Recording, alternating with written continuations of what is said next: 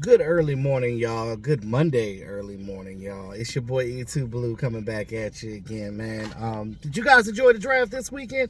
Did you enjoy the draft this weekend? Let me know in the comment box if you enjoyed the draft.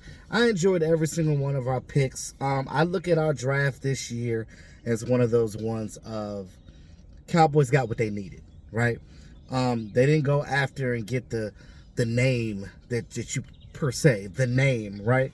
Um, because you were picking 24th in the draft. So you knew that this draft was going to be different because there weren't a lot of quarterbacks in this draft. I think there were only like 2 or 3 that were drafted at all, period, throughout the draft. You look at Dak's draft, it was, I think,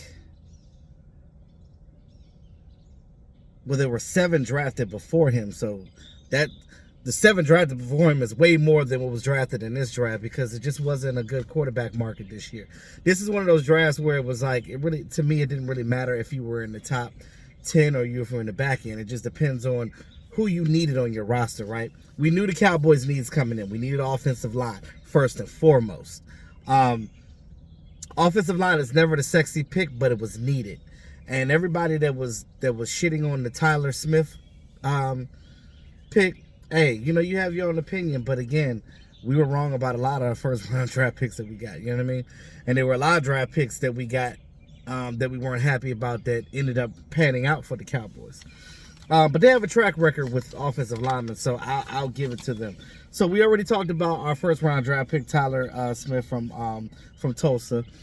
He's a raw guy, definitely somebody the Cowboys can mold.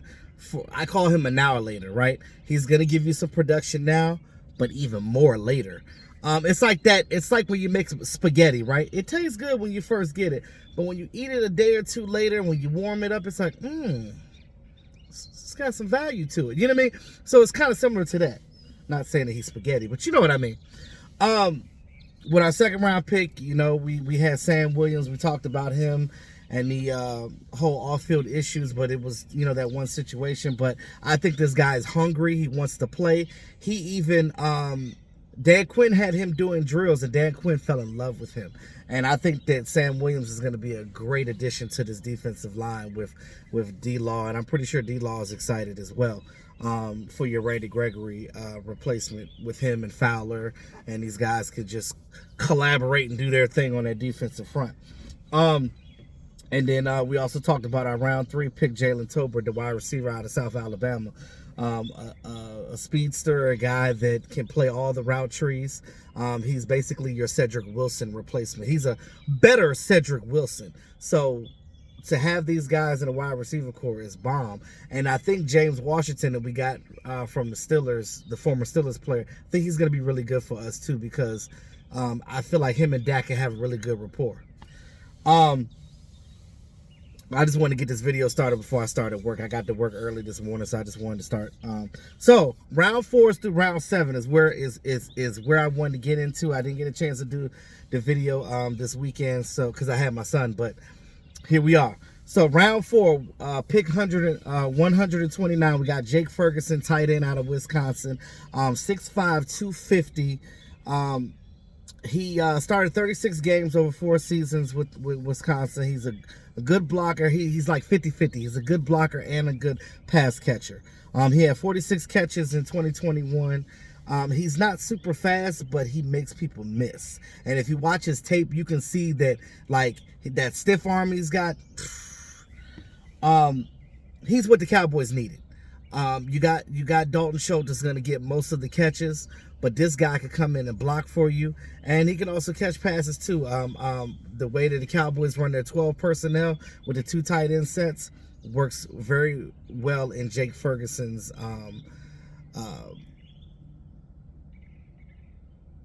wheelhouse. I think that Jake Ferguson can grow to be a better Dalton Schultz. I really like Dalton Schultz. I think that if they can just get him off that franchise tag and get him an actual contract so we can get a little bit of money back, I think that would be ideal. Hopefully they can work on that before the end of training camp. That way, the Cowboys can free up some more money.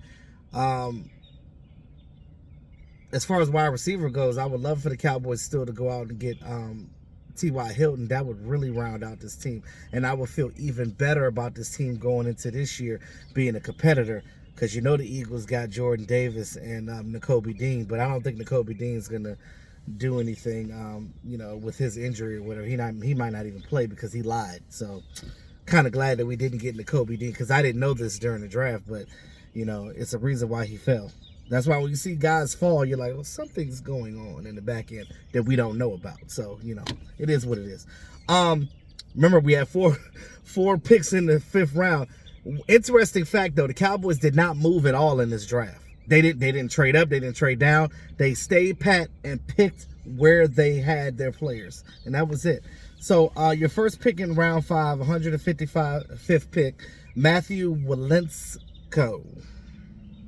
A lot of people are going to fuck that last name up. Matthew Walinsko, offensive tackle, North Dakota. Not North Dakota State that they got a lot of drafted guys out of, but North Dakota. I think the last person that was drafted from North Dakota was back in 2006. So they don't really produce a whole lot of talent there, but this guy stood out. He's an offensive tackle. He could probably be on that right side. He's 6'7", 310 pounds. He started 28 games with North Dakota, only gave up 3 sacks in his collegiate career. Remember that. And all you guys that talked about our first round draft pick as well, with Smith, he only gave up 2 sacks in his career. So understand these guys, and I understand in this college, but still. He has great lateral quickness, which is what you need on this offensive line, because we do a lot of pushing and pulling, especially with our run game. Round 5, 167th pick, cornerback Duron Bland out of Fresno State. He's 6 foot, 197 pounds. He's a big, rangy corner with great ball skills. He ran a 4.46 at his pro day. And he will compete right away. Definitely will compete right away. He's basically going to be competing with Kelvin Joseph. Now, we don't know what's going on with Kelvin Joseph. If he's going to get suspended, we don't know what's going on with that, but we'll see what happens with him. I think a fun fact about Duron, I think he transferred from another school to Fresno. I think he only played at Fresno for a year.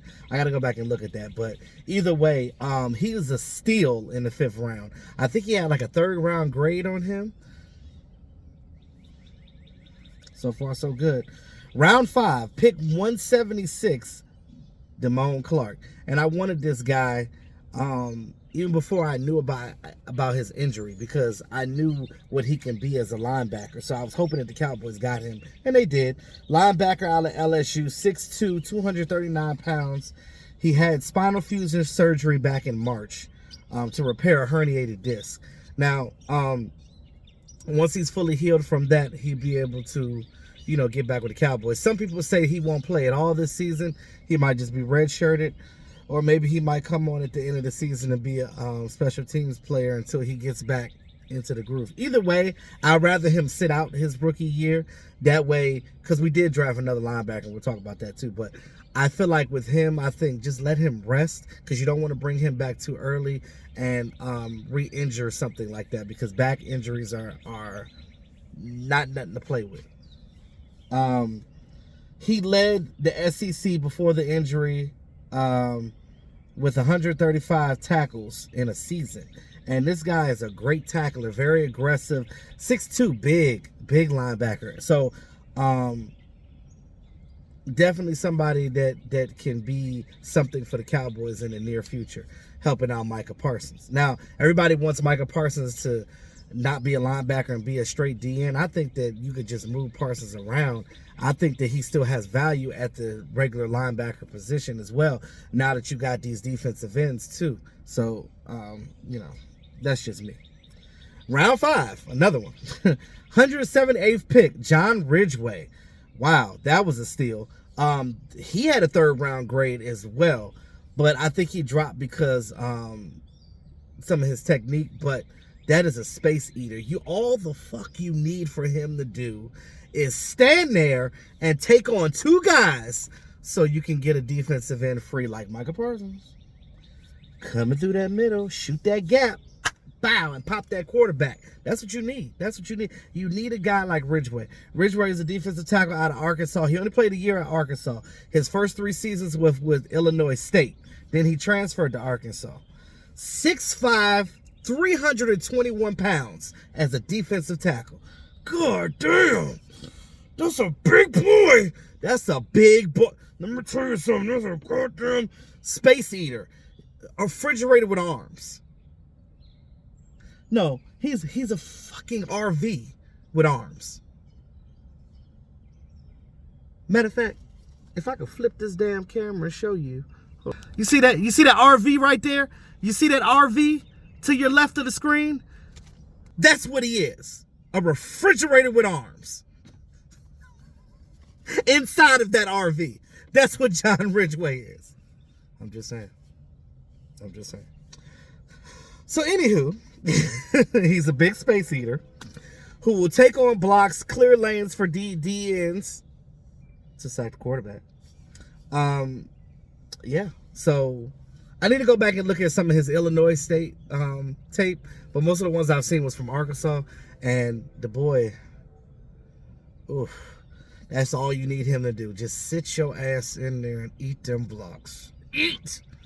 That's it. That's it. And that's it for round 5. So for our last pick in the 2022 NFL Draft, the Cowboys picked linebacker Devin Harper, pick number 93. Devin Harper, linebacker out of Oklahoma State, OSU, 6 foot, 234 pounds. Also a big rangy linebacker that can tackle his ass off. He played 5 seasons at Oklahoma because of that COVID year. So he was eligible for a 5th year. Some guys sat out a year, so they still only played 4 years, like Micah.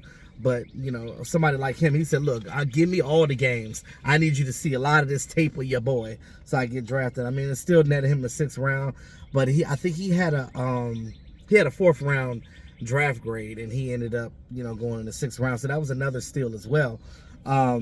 He played 59 games at OSU and started 16 of them. Last season, he had 11 tackles for a loss with 6 sacks at the linebacker position. That's not even talking about defensive end. 6 sacks at the linebacker position. First of all, I played linebacker, and the most sacks I've ever had in a year was like 2.5. So, I mean, I'm just saying. 6. He earned all Big 12 honors with that. Great athletic ability. He ran a 4.49 in his pro day, so the guy can run. Devin Harper, the linebacker, he's definitely there for depth purposes, but to start out with the Cowboys, I'm pretty sure he's going to be a special teamer. That's all with our draft picks. I'll be doing another video later on our undrafted guys, you know, just getting their numbers together, and so I can talk about them as well. You'll be happy about our undrafted guys. We even got a kicker as well. But this is the reason why you don't draft a kicker, because you can get great value out of them in the undrafted market because they're going to be readily available. I mean, with all these colleges, somebody can kick good. So with that being said, let me know what you guys think about our draft picks. How do you feel about all of the draft picks that we had? We had a solid draft. I would say that we had a solid B, straight B, no B minus, no B plus. We had a solid B grade for our draft. That's what I said. Because what we did was we filled the holes that we needed, and we provided depth for our team.